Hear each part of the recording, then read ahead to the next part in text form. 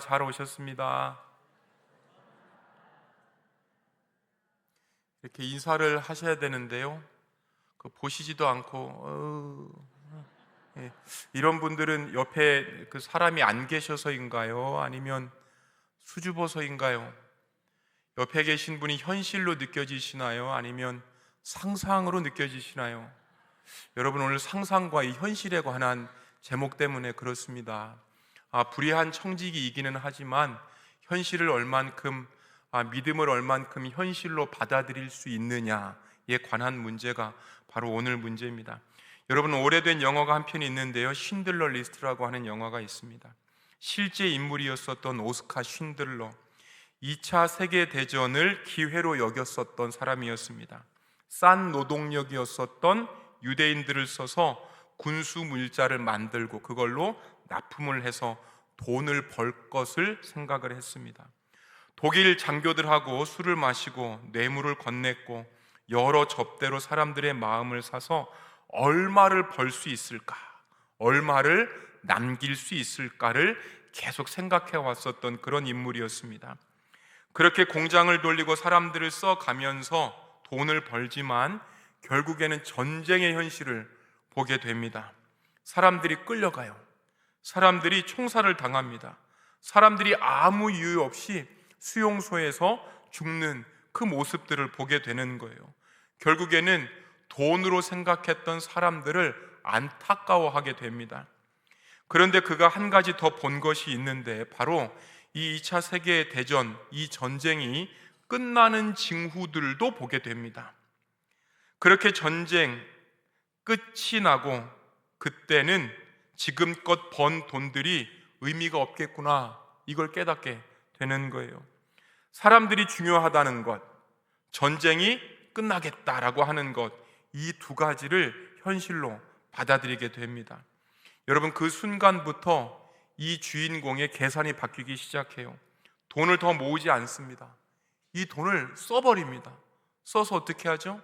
이 영화 한 20년 전에 나온 영화인데요, 우리가 이미 잘 알고 있습니다. 써서 사람을 사요. 사람을 사서 자기가 쓸 그 명단에다가 이렇게 올립니다. 그래서 그 영화 이름이 쉰들러 리스트예요.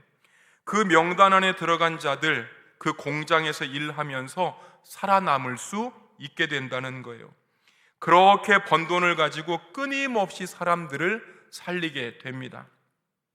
전쟁이 끝났는데요, 쉰들러가 가진 것이 없었지만 그래도 그의 곁에는 남겨진, 생명이 살려진 사람들이 있었습니다. 그때 그는 울면서 이야기합니다. 내가 이 차를 팔았어도 한 사람은 살릴 수 있었을 텐데, 내가 이 반지를 팔았어도 또 한 명은 이라고 영화가 이렇게 끝을 맺게 됩니다. 여러분, 오늘 예수님께서는요, 본문에서 이상한 비유를 드십니다. 세속의 자녀들이 자기 시대에서는 빛의 자녀들보다 더 지혜롭다. 여러분, 오늘 그 말씀 제목이 뭐죠? 불의한 청지기예요. 불의한 청지기. 예수님께서 이 불의한 청지기를 보시면서 착하다고 이야기하시거나 아니면 칭찬하시는 대목이 별로 없습니다. 여전히 청지기는 그 앞에 수식어, 옳지 않은, 불의한이라고 하는 그 수식어를 계속해서 달고 다니는 모습이에요. 이 별칭이 마음에 들지는 않는데 성경은 끝까지 주인공이 옳지 않았다, 청지기가 불의했다라고 하는 그 구절들을 숨기지 않습니다. 그렇죠, 여러분. 이 불의하다라고 하는 것, 감출만도 한데, 지혜롭다고 칭찬받아서 감출만도 한데 끝까지 이 불의한 청지기, 옳지 않은 청지기라고 하는 이 수식어를 그 앞에 달고 있습니다. 이상하게 생각이 들었습니다. 저만 이상한 일일까요? 여러분들도 좀 이상하지 않습니까? 불의하다, 그런데 지혜롭고, 불의하다, 그래서 칭찬을 받습니다. 아마 이러한 비유를 들었었던 당시의 사람들도 이상하게 생각했을 것 같아요. 불의한 청지기를 등장시켜서 주님께서는 무엇을 저와 여러분들에게 알게 하고 싶으셨을까요? 여러분, 이 불의한 청지기가요, 현실을 무시하지 않습니다. 이거 달라는 거예요. 불의한 청지기인데 현실을 부정하지 않습니다. 신들러가 처음부터 선한 사람이 아니었습니다. 전쟁으로 돈만 벌 줄 아는 사람이었지 사람을 살리겠다고 나선 사람이 아니었습니다. 그런데 현실이 눈에 들어오는 거예요. 사람이 중요하다라고 하는 그 현실, 전쟁이 곧 끝나겠구나라고 하는 그 현실이 현실로 다가오게 됩니다.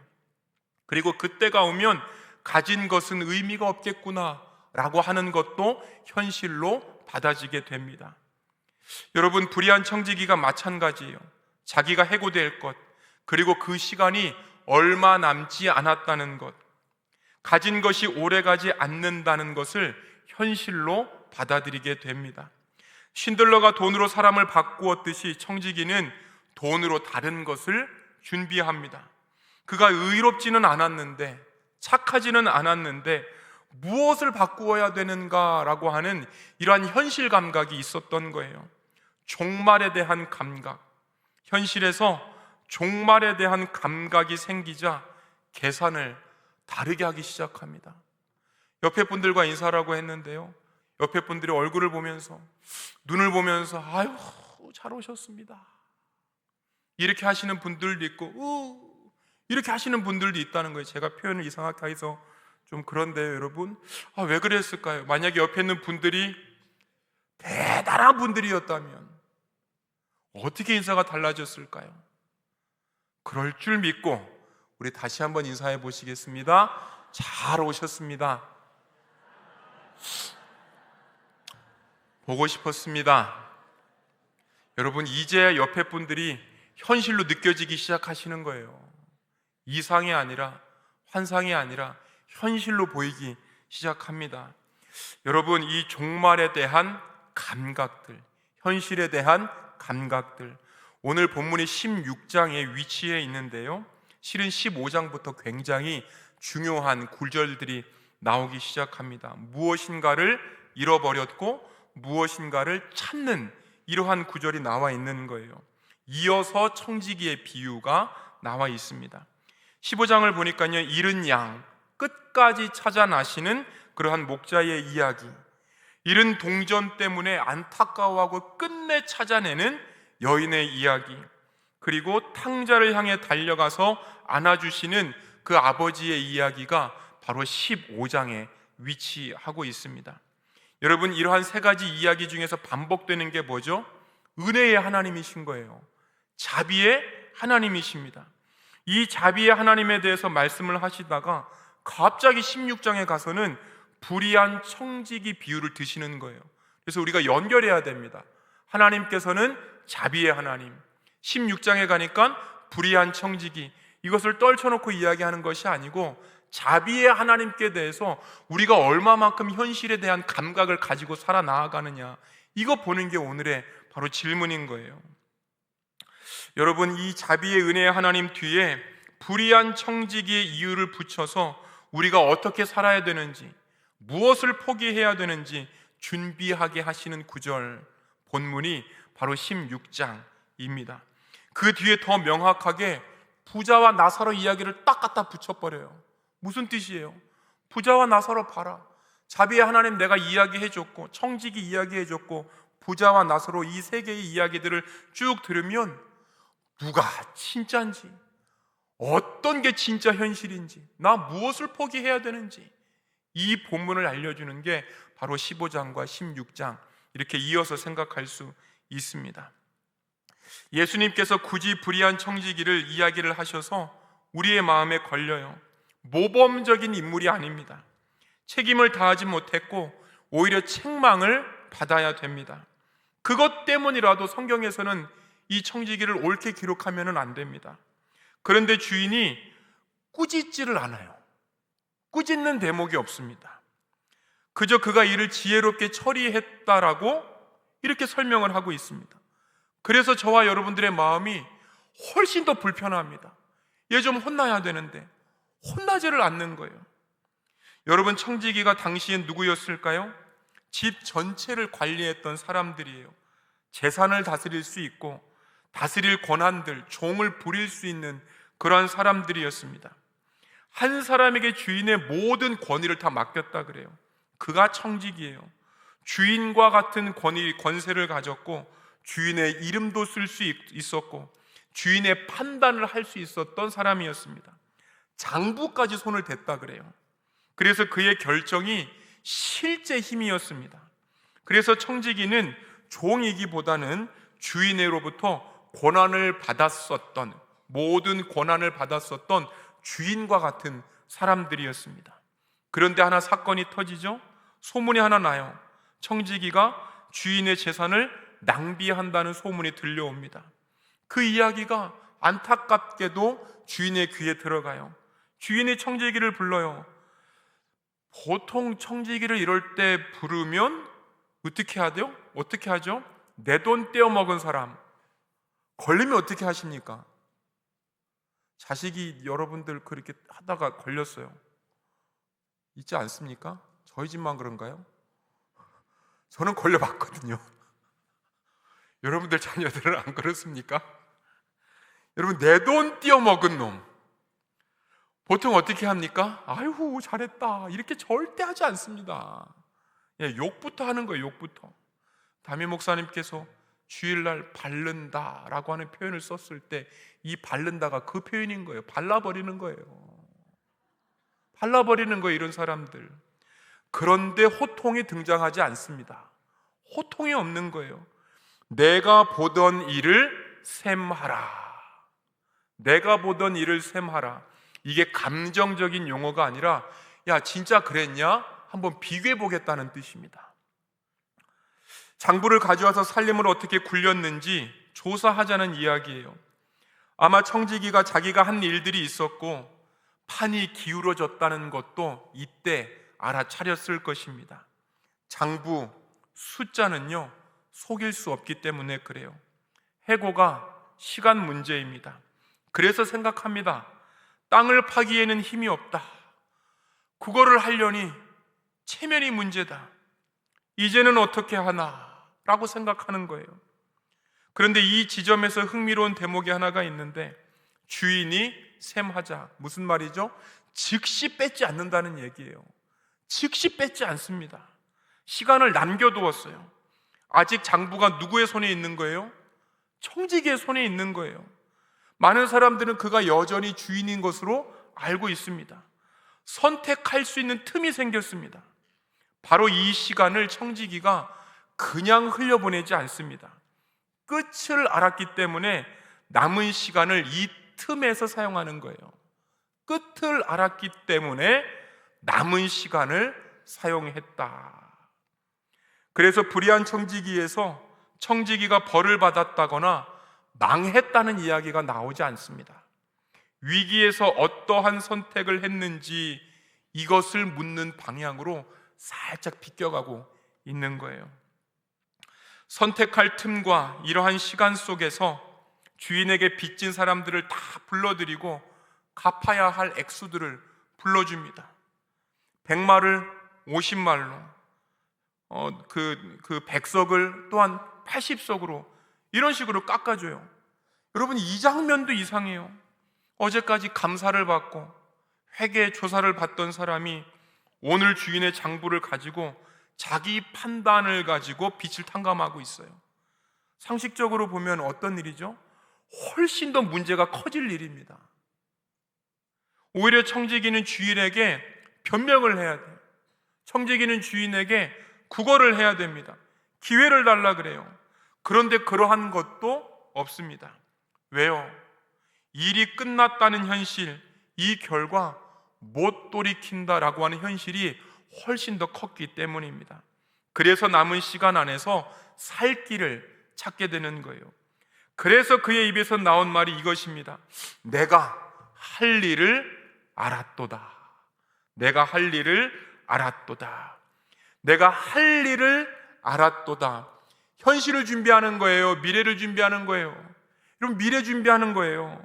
이 현실이 끝났다는 걸 정확하게 인식하고 미래에 내가 어떻게 해야 될까? 그거 지금 이야기하고 있습니다.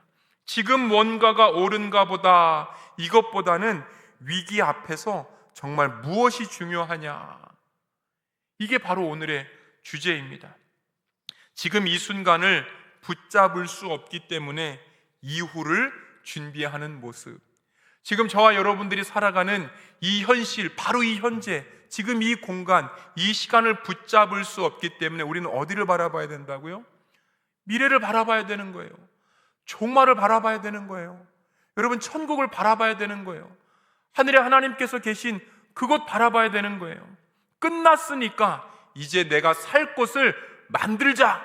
이것이 바로 청지기가 가졌었던 현실의 인식이었습니다. 주인에게 빚진 사람들을 불러서 탕감을 해준 것, 여기에 초점을 두면 말씀이 풀리지가 않아요. 이것 아니고 옳고 그른 것이 아니라 관계를 본 거예요. 옳고 그른 것을 본 게 아니고 무엇을 준비했느냐를 보는 게 오늘 그 청지기의 비유입니다. 사람들의 기억 속에서 야, 그 청지기 때문에 살았다, 이 빛을 남겨두려고 하는 거예요. 이게 옳은가의 시선으로 보는 게 아니라, 그게 옳은가의 시선으로 보는 게 아니라 위기 앞에서 무엇을 택했냐, 위기 앞에서 재빠르게 무엇을 빨리 선택했냐, 이것 때문에 청지기는 칭찬을 받게 됩니다. 탕감을 해준 것이 걸리기라도 한다면 더 큰 문제가 될 것인데 혼냈다는 내용은 하나도 없고 오히려 지혜롭다고 칭찬을 받고 있습니다. 여러분, 우리가 이때 다시 한번 질문을 할 수 있어요. 주인이 칭찬한 불의한 청지기, 주인이 칭찬한 게 그 사람의 인격입니까? 아닙니다. 그 사람의 행동입니까? 맞습니다. 그 사람의 행동을 칭찬한 거예요. 예수님께서 청지기의 불의함을 좋다라고 하신 것이 아니라 위기 앞에서 지금 이 현실 가운데서 보여준 판단력, 빠른 결단, 이것을 교훈으로 삼고 계시는 거예요. 본문은 계속해서 그를 불의한, 옳지 않은 청지기라고 이야기하고 있습니다. 불의를 인정한 채 그냥 내버려 두시는 거예요. 그래서 예수님의 칭찬이 이 친구, 이 청지기의 불의함에 집중된 게 아니라 남은 시간을 계산할 수 있고 남을 시간 속에서 미래를 대비한 것, 이것에 계속 초점을 맞춰가고 계시는 거예요. 우리 8절 한번 더 읽어보시겠습니다. 시작. 청지기가 이를 지혜롭게 하였으므로 칭찬하였으니 이 세대의 아들들이 있어서는 빛의 아들들보다 더 지혜로움이니라. 여러분, 이때 청지기에게 쓴 지혜롭다라고 하는 이 표현은 분별력이 있다는 표현입니다. 분별력이 있구나. 이때 지혜롭다라고 쓴 이 표현은 현실을 고려했구나, 이 표현인 거예요. 현실적이다, 현실적이다. 앞날을 계산할 줄 아는구나, 이 표현인 거예요. 남은 시간 안에서 상황을 읽고, 따라서 여러분, 지혜롭다고 했을 때 믿음에 관련된 것이 아니라 결단력, 믿음에 관련된 것이 아니라 영리함에 훨씬 더 가까운 표현입니다.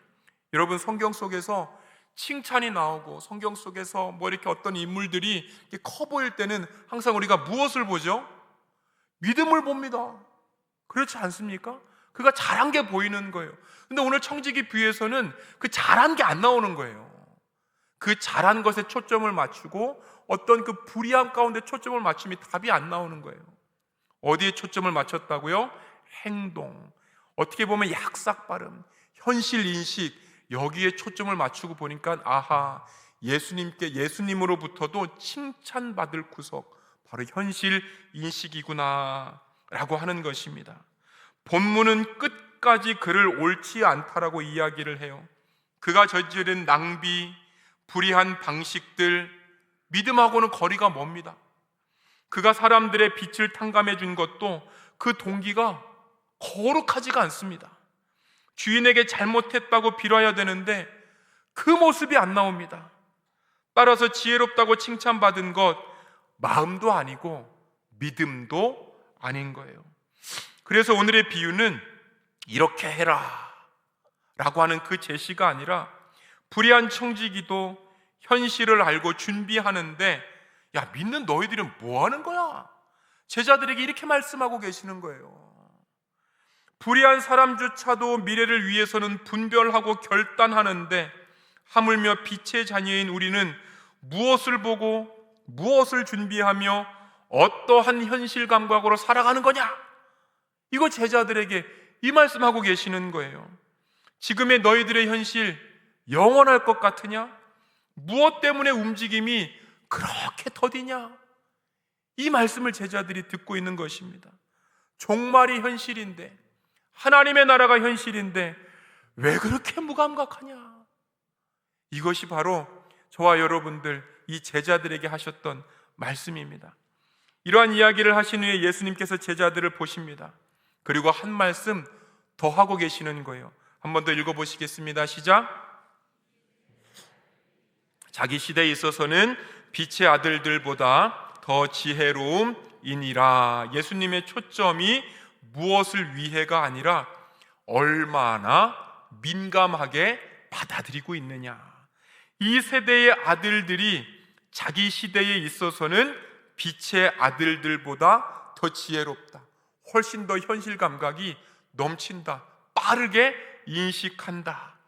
이 세대의 아들들 누구죠? 세상 사람들이에요. 이 세상 사람들, 세상과 돈에 있어서 놀라울 만큼 민감합니다. 이익이 걸리면 머리가 엄청나게 빨리 돌아갑니다. 기회가 오면 망설이지 않습니다. 시간이 얼마 남지 않았다, 돈 버는 시간이 얼마 남지 않았다, 이 신호를 기가 막히게 잡습니다. 저도 주식을 하고 싶었습니다. 1년 전에 삼성전자 49,000원 할 때 그때 사놨어야 됐는데 현실 감각이 없는 거예요. 저는 거룩합니다. 이때 예수님께서 물으시는 거예요. 너희는 누구냐? 빛의 자녀 아니냐? 믿는 자들 아니냐? 믿지 않는 자들이 자기들의 세상에 빨리 반응하고, 믿지 않는 자들이 자기들의 세상에 충성하고 이렇게 헌신하는데, 빛의 자녀들인 너희, 내 선택 앞에서는 왜 이렇게 느리냐? 이 비유의 첫 번째 결론, 빛의 자녀들, 신앙인들의 현실 감각 부족하다는 거예요. 믿음이 현실과 연결이 잘 안 됩니다. 신앙, 믿음이 없다는 뜻보다는 우리가 현재를 마지막처럼 생각하면서 살고 있지 않습니다. 청지기는요, 시간이 끝난다는 사실에 재빨리 움직였습니다. 그런데 빛의 자녀들은 종말을 이미 알면서도 마치 종말이 없는 것처럼 살아갑니다. 그래서 누군가가 이 청지기 비유에 대해서 이렇게 얘기하고 있어요. 믿는 자들이 하나님의 은혜를 믿지만 교리로 믿을 뿐 삶으로는 살지 않고, 실패 앞에서는 결단을 미루고 체면 앞에서는 머뭇거리고, 잃은 양, 잃은 동전, 탕자의 이야기처럼 하나님의 은혜가 지금 있지만 그것에 우리들의 행동이 바뀌지 않는다. 오히려 하나님의 은혜가 나중에 써먹기 위한 안전장치로 여길 뿐이다. 하나님의 은혜에 들어가 살고 하나님의 나라를 위한 헌신에 왜 믿는 자들이 이렇게 느린가? 여러분, 안타깝지만 책망하는 말씀이 오늘 청지기의 비유입니다. 청지기는요, 가진 것이 곧 없어질 것임을 알았습니다. 그래서 미래를 준비합니다. 그런데 우리들은 시간도, 돈도, 기회도, 관계도 내 것처럼 쌓아두고 미룰 때가 많이 있지 않습니까? 빛의 자녀인 우리는 나를 청지기가 아니라 주인으로 생각할 때가 많지 않습니까? 그래서 비유 속에 등장하는 예수님의 질문은 너가 주인이냐? 너가 영원처럼 살 것 같으냐? 이 질문을 하고 계시는 거예요. 예수님께서 이 비유로 믿는 자들이 시간을 어떻게 알고 무엇을 향해서 살아가고 있는지, 무엇을 향해서 사용하고 있는지를 찝고 계십니다. 결국 청지기가 보여준 가장 중요한 통찰은 시간은 끝난다는 점이에요. 주인이 곧 자신의 직분을 거두어 갈 것이고, 그때 의지하던 모든 것들은 없어질 것입니다. 직함, 권한, 안정, 체면 다 떠나는 거예요. 삶의 끝 지점에 관한 인식, 이러한 종말을 개념이 아니라, 사고가 아니라 우리의 삶으로 받아들여야 할 때입니다. 여러분, 이 지점에서 메멘토 모리, 죽음을 기억하라 라고 하는 그 단어가 생각이 납니다. 저와 함께 했었던 어느 집사님의 간증인데요, 남아공에서 외교관으로 근무했었던 친한 집사님의 이야기예요. 그의 여동생분이 신장이 좋지 않았습니다. 그렇게 계속 견디다가 이제는 투석을 미루면 안 됩니다라고 하는 진단까지 받게 됩니다. 이에 온 가족이 고민을 해요. 막내 동생이 이식 가능 여부를 검사를 했는데 막 아기가 태어났기 때문에 현실적으로 쉽지가 않았답니다. 그때 이 집사님께서 내가 하겠습니다 라고 말을 해요. 아내 집사님께도 말을 하지 않고 혼자 검사를 진행합니다. 나중에 아내 집사님께서 알게 되고 미안함과 함께 그때서야 가족의 동의를 구하게 돼요. 신장 이식이요, 본인만의 결단으로 끝나는 일이 아니랍니다. 이것만 문제일 뿐만 아니라 거리도 문제였어요. 한국과 남아공 직항이 없습니다. 비행기 시간만 20시간, 24시간을 타야 되는 거리예요. 검사와 수술 때문에 여러 차례 왕복을 했답니다. 코로나 기간이었기 때문에 검사 결과 하나만 잘못돼도 모든 일정들이 다 꼬이는 그러한 상황이었습니다. 그럼에도 불구하고 미루지 않았어요. 상황이 더 좋아지기를 기다리지도 않았고 여건이 완벽해지기를 기대하지도 않았습니다. 왜요? 시간이 많지 않았기 때문이에요. 여러분, 딱 이 지점입니다. 시간이 많을 것 같습니까? 시간이 많지 않다. 여러분, 어떻게 되었을까요? 성공적으로 끝났습니다. 모두 예상보다 좋은 회복을 보였습니다. 그는 감사의 말을 전하면서 이렇게 덧붙여요. 제가 기억했던 것은 메멘토 모리입니다. 제가 기억했던 것은 코람데오입니다. 끝을 기억하는 것.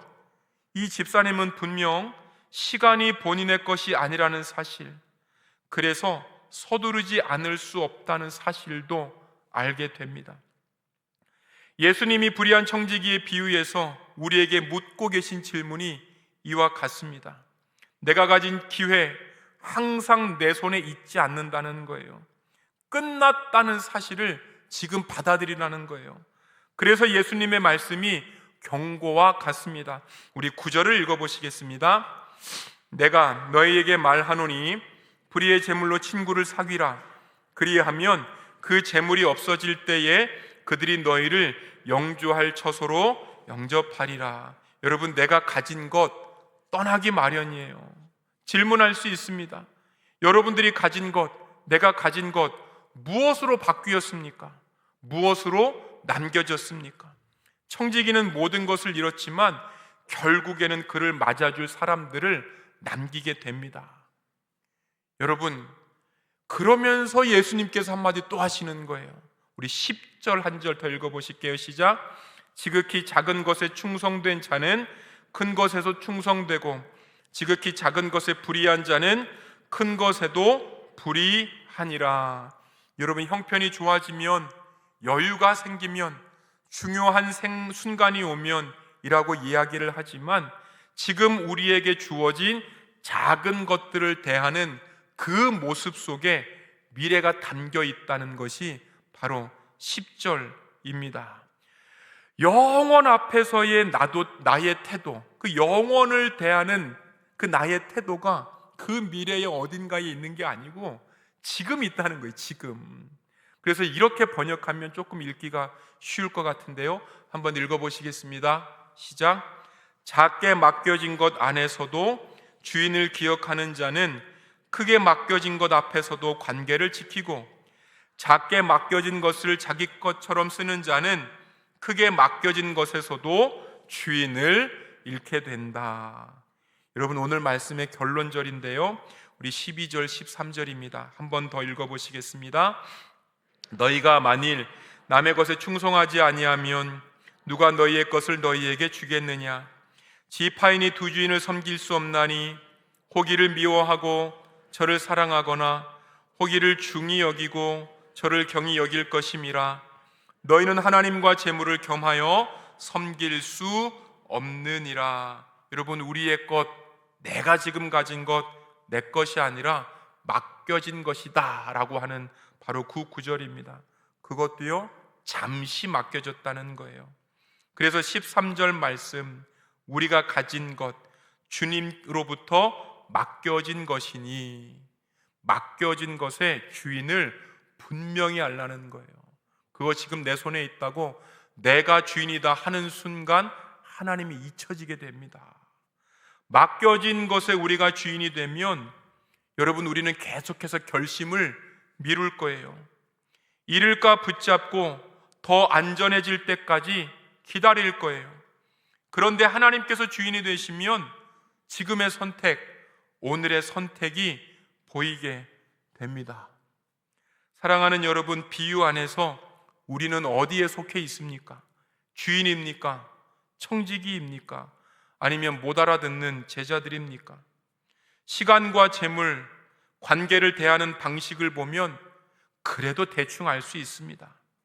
우리들에게 주어진 작은 시간, 우리들이 가지고 있는 작은 돈, 우리들이 해야 할 작은 선택들이 결국 주님 앞에서 드러나는 나의 태도입니다.